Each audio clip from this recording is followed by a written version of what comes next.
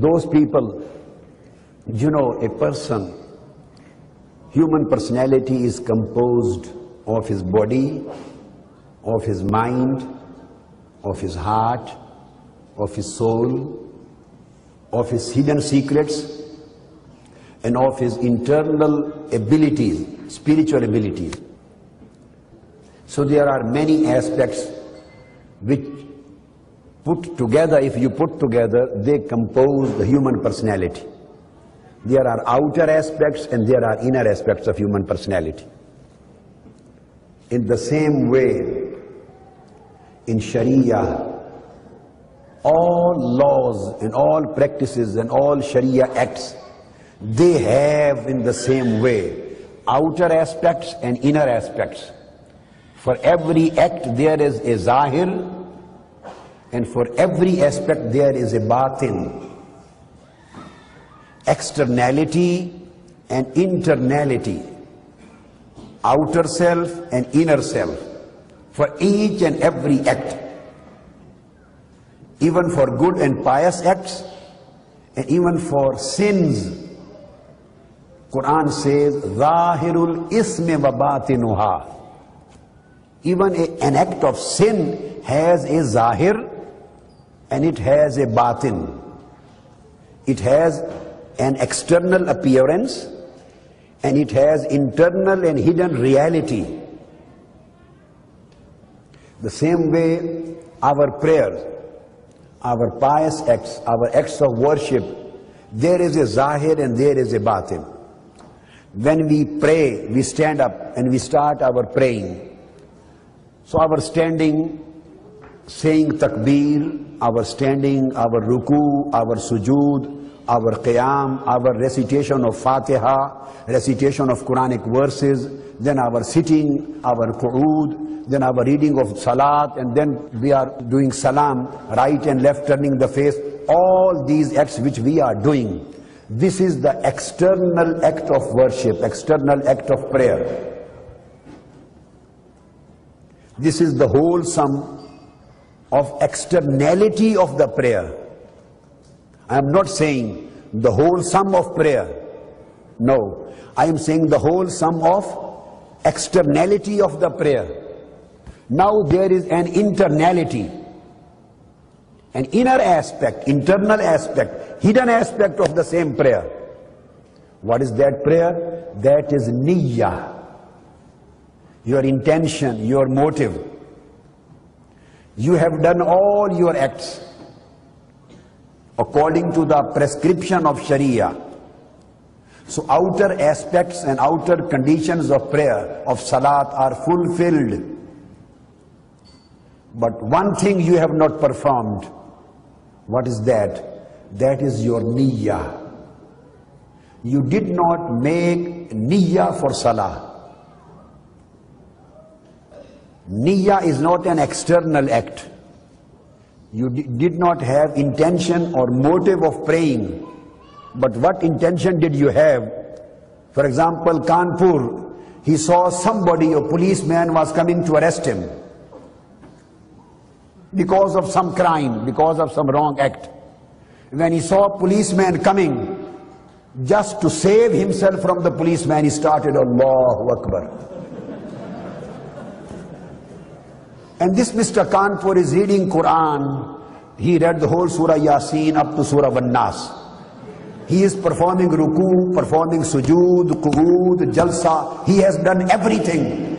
But fearing from the policeman, he may not be arrested. He thinks that he is not a naughty man. He is a pious person. He is praying, worshipping Allah. All acts which he has done are the same as you are doing sincerely in the mosque. No difference as far as the externality is concerned. So whatever he has done, well, tell me now, would his act be accepted in the eyes of Allah as prayer, as salat? Why not? He did takbir tahrima. He placed his hands here. He read Surah Fatiha. He read a surah. He went in ruku. He went in sujood. He read all 4 rak'ah, he sat on tashahhud, on qada, he did everything. Why his prayer is not accepted? I'm explaining you who is Sufi and what is Tasawwuf or spiritualism. You will understand why I correlated this example with that.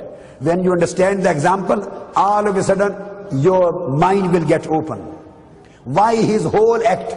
He spent 1 hour in 2 nafls. He kept on reading Quranic surahs till policeman went away.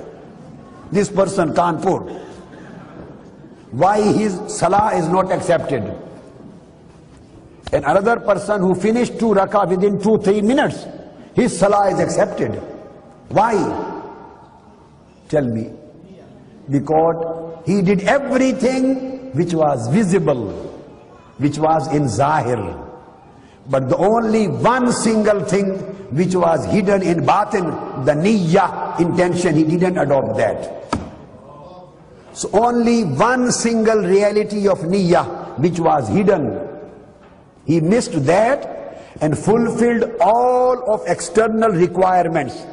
So in spite of fulfilling all external requirements, his prayer is not a prayer. So this is the internal link between zahir and batin. The difference between the two, those who fulfill the needs of zahir,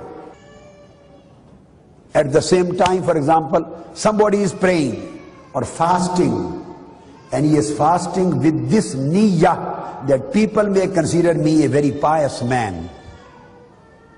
Remaining external acts are the same. He ate sahari, he did not eat anything, didn't drink anything till sunset, and he had his iftar with you. He fulfilled all external laws and requirements except the niyyah, which was the batin. So would he be rewarded for fasting? No. So one thing which he missed is batin. And all other things which he performed, dozens of other things which he performed, they are zahir. So it means dozens of acts in external existence, zahir, dozens and dozens of acts, they are rejected because of just one act which is hidden. So correcting the acts of zahir is known as fiqh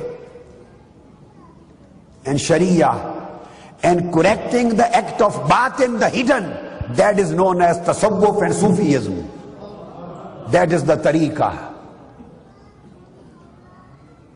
So it is to balance between the two. It is to balance between the two. So when you say innamal a'malu binniyat, all your acts, their acceptability or rejectability depends upon your niyyah. And niyyah is a reality which is not visible, which is not physical, which does not have any physical existence. So something which does not possess any physical existence, which has no externality, the whole prayer and act of prayer and all world of your pious acts depend upon that particular act which is itself not visible.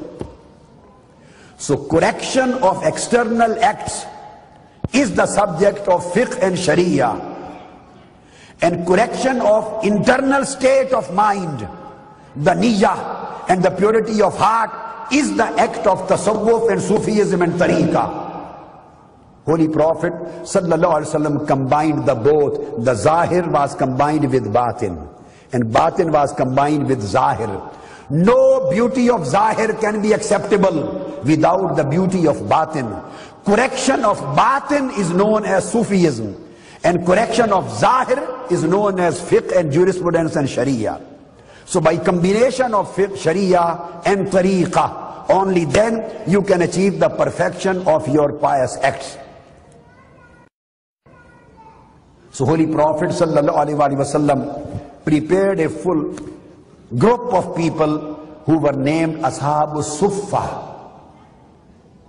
Ashabus Suffah, they became the torch bearers and founders of Sufism in history of Islam. And they were direct students of Holy Prophet sallallahu ta'ala alayhi wa sallam. And all other companions, they were not specialists in Sufism, but at the same time, occasionally they also used to practice it. So these both groups were prepared by Holy Prophet. This was a speciality, as some of them became the people of war, some of them became people of knowledge, some of them became people of law and jurisprudence, some of the companions became people of tafsir, exegesis of Quran, some of them were very famous in act of charity, supporting financially the whole of Ummah. So in the time of the Holy Prophet sallallahu alaihi wasallam, these specialities had already started. Same was in the time of Tabi'een, followers. And the same carried on in the time of Atba'ut Tabi'een, the successors of followers. So at that time, Quran mentioned 4 particular duties of Holy Prophet sallallahu alaihi wasallam. Quran says, "Yatlu alaykum ayatina, wa yuzakkikum, wa yuallimukumul kitab, wal hikmah, wa yuallimukum ma lam takunu ta'lamun." When companions used to sit in the company of Holy Prophet sallallahu alaihi wasallam, he used to recite the verses of Holy Quran on them. So some of the companions became specialists of reciting verses of Holy Quran, specialists in recitation of Holy Quran. So those who specialized in recitation of Holy Quran, they became Huffaz and Qurra. Through them, Quran, the book of Almighty Allah, was saved, protected and secure, and it was conveyed from generations to generations. Then there were some of them, Quran says, "Yatlu alaykum ayatina wa yuzakkikum." We come to the third thing. Then said, "Wa yuallimukumul kitaba wal hikmah." I will take the second matter later. So the third category was yuallimukumul kitab. So some of the companions became scholars, became the jurists, became exegetical specialists, became authorities on Islamic law, like Abdullah ibn Mas'ud, like Abdullah ibn Umar, like Abdullah ibn Abbas, like Abdullah ibn Mas'ud. So some of them became specialists, mujtahid, lawyers, jurists, specialists of law. So through them, the law of Islam was propagated, communicated to the Ummah. Through them, the Sharia commandments were communicated and compiled. And second word was used, yuallimukumul kitab wal hikmah. Holy Prophet ﷺ teaches you kitab, the commandments of kitab, and wisdom of kitab. Wisdom implies logic, philosophy, reasoning, science. So some of the companions became specialists in the logic of Quranic commandments. Some of them specialists in the science of Quranic commandments, in scientific and logical interpretation of commandments. So jurisprudence emerged out of that. Logic emerged out of that. Philosophy emerged out of that. Sociology emerged out of that. Embryology emerged out of that. So all various religious and secular sciences emerged from Quran through the fountain of Al-Hikmah. All religious sciences, juridical sciences, jurisprudential sciences, and legal sciences, these sciences emerged from Quran through the fountain of yuallimukumul kitab. So recitation of Quran, of Holy Prophet's act, created Qurra, the Qaris. The legal interpretation of Quran created jurists and scholars and ulama in the Ummah. And wisdom, hikmah, created the philosophers and scientists and interpreters and intellectuals for the ummah, so that Islam, the deen of Islam, may be interpreted and reinterpreted and presented and reinterpreted and presented in a logical way, in a scientific way, in a methodological way, in a jurisprudential way, according to the times of various ummah. Now these were two sources. Now come to the second source which I left. Yatlu alaykum ayatina wa yuzakkikum. I took first and third. Tilawatul ayah and talimul kitab wal hikmah. I have taken two. Now we come to the second thing. Quran says that this is again the duty of Holy Prophet sallallahu alaihi wasallam. What? Yuzakkikum. He purifies your inner selves. He purifies your inner selves. So those companions and those followers among the Ummah of Holy Prophet, those who specialized in recitation of Quran, they became Qaris and they became Hafiz and Quranic reciters. Those who specialized in Talimul Kitab, they became the jurists and the lawyers of Islam and A'immah. Those who specialized in Hikmah of Quran, they became the Muslim philosophers, they became Muslim scientists, they became the logic specialists. And those who specialized in Yatlu alaykum ayatina wa yuzakkikum, and he purifies your inner selves. He purifies your inner self. So outer things are finished. Now this is a concentration or your inner part of personality. He purifies not your bodies, your nufus. Qad aflaha man zakkaha. He is the successful person who has purified his soul.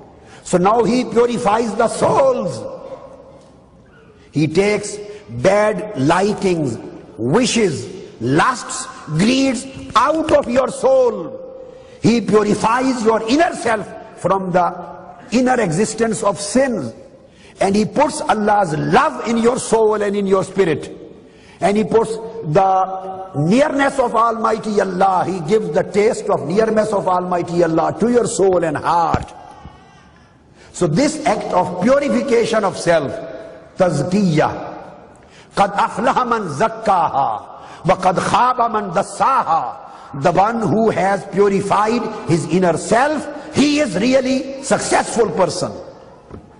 And the one who couldn't purify it, he may be a scholar, he may be a exegesis specialist of Quran, he may be a jurist, he may be a speaker, he may be a preacher, he may be anything.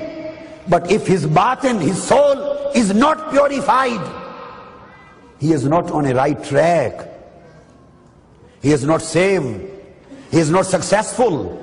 So that's why the second prophetic obligation was mentioned, yuzakkikum tazkiyatun nufus. So those who carried out among the companions of Holy Prophet, among their followers, among their successors, among the ummah, those who carried out the function of self-purification because of tazkiyah and safa.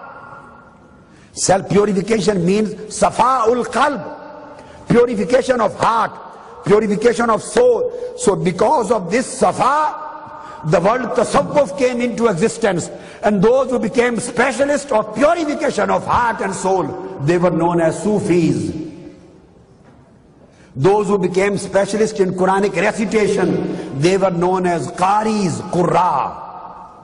Those who became specialists in Quranic interpretation and Hadithic interpretation, they were known as jurists and ulama and fuqaha. Those who became specialists of hikmah, they were known as philosophers and hukama. And those who became specialists in inner purification of heart and soul, they were known as Sufiya. So it means in the same way as the ulama are successors of Holy Prophet, through the channel of yu'allimukumul kitab,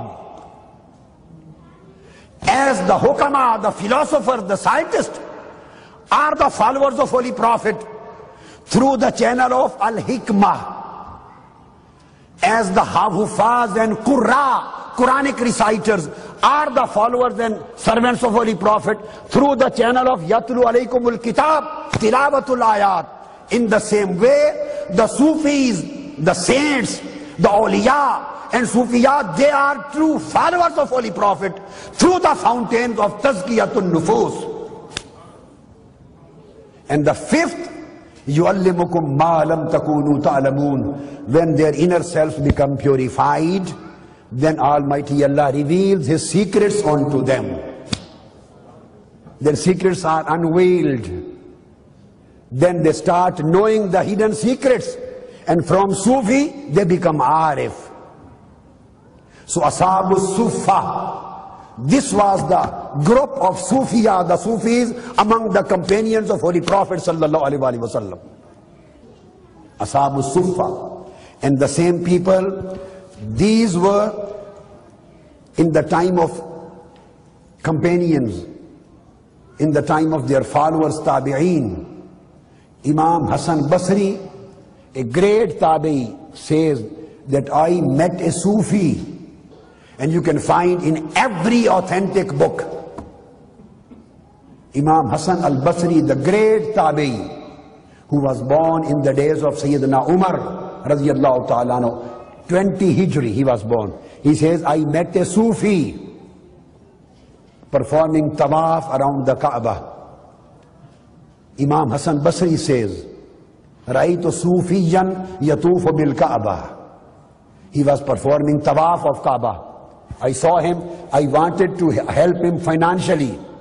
I wanted to give him something. I took some dinars and tried to put in his hands.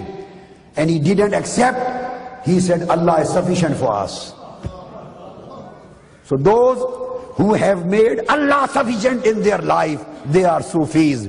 And Sufis are from Safa of Qalb, purification of heart, purification of soul, purification of inner self. The last thing, a beautiful example, for example, the law and jurisprudence of Islam requires you to perform your wudu, to stand facing towards Kaaba and pray according to the commandments of Sharia. You have done everything, so according to Sharia, according to Islamic law, your prayer, your salat is complete. So I want to explain what is the link between the Sufism and the Sharia or the fiqh. Fiqh says, Islamic law and jurisprudence says, your prayer, your salat is kamil. Tasawwuf, Sufism says, not yet. Not yet. Now you ask, why my prayer is not yet complete and perfect? Sufism says that you are facing towards Kaaba, but your heart was not facing towards Allah.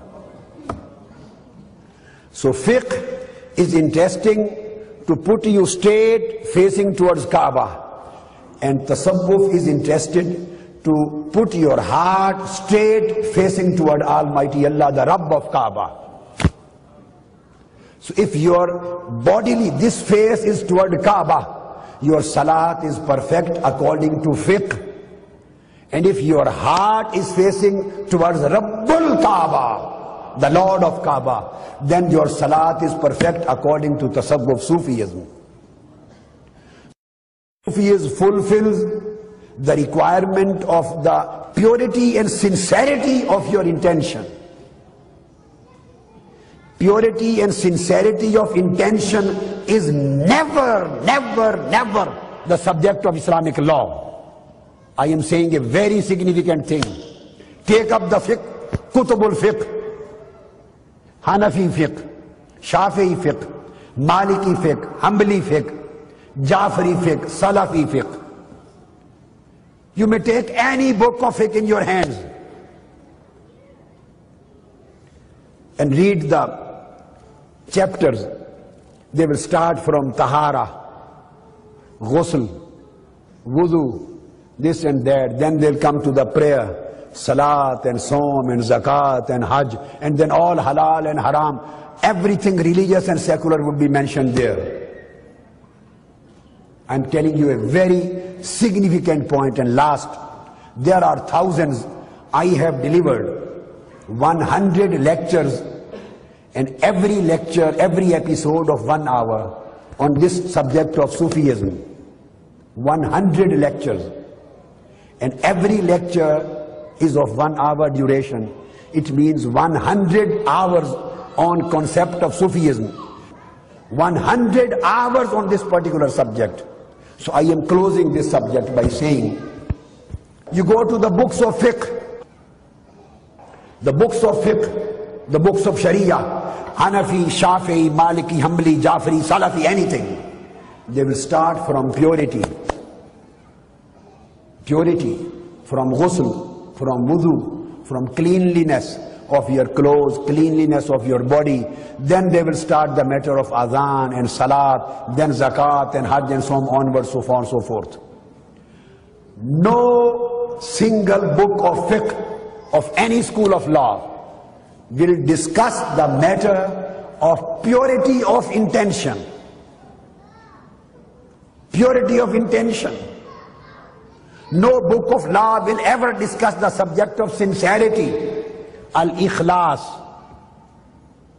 No book of fiqh will ever discuss the subject of closeness and nearness of Allah, achievement of the pleasure of Allah.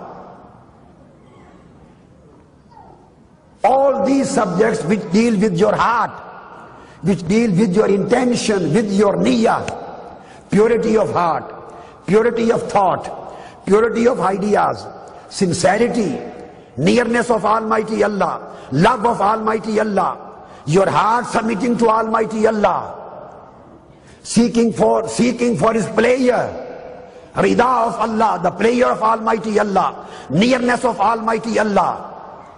All these subjects you will never ever see in a single book of fiqh. Maybe Hanafi, Maliki, Shafi'i, Hanbali, Jafri, Salafi, any book. You will never see these subjects over there. And the question is that Holy Prophet says, Innamal a'malu bin niyyat. All your acts depend upon your niyyah, your intention. If every act, and acceptability of every act, or rejectability of every act, completely depends upon your niyyah, the hidden thing, the motive, the intention which is hidden in your heart. Are you committing the act of riyah? You are doing this act to show somebody else, or you are doing this just for sake pleasure of Almighty Allah?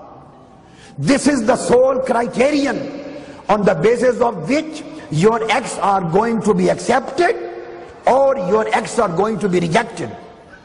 But you will never ever find this particular concept of the pleasure of Allah, the niyyah of Allah, the ridwanullah, Allah's pleasure, or seeking Allah's pleasure, sincerity, ikhlas of niyyah. These subjects you will never see in the books of fiqh. So where will you find these subjects? These subjects have been dealt by Sufism, by tasawwuf, by spiritualism. And Holy Prophet says that all acts depend upon your niyyah, and niyyah is not subject of fiqh. Dependability of acts is based on the purity of niyyah, and purity of niyyah is not the subject of fiqh of law. This is the subject of Sufism and tasawwuf and spiritualism. So it means every act which is away from spiritualism and tasawwuf and Sufi path, that is not able to be accepted in the eyes of Almighty Allah. So zahir, connecting zahir and batin, this is the only way how you get Almighty Allah's pleasure. So Holy Prophet ﷺ prepared a full-fledged group of individuals of Ashab al-Suffa, and they were specialized of Sufism. Ashab al-Suffa, they were specialized on Sufism, on spiritualism, on spirituality, and they were always busy in cleansing their inner self and developing and promoting the abilities of their spirit and soul. So this is the basic thing which we have to deal with.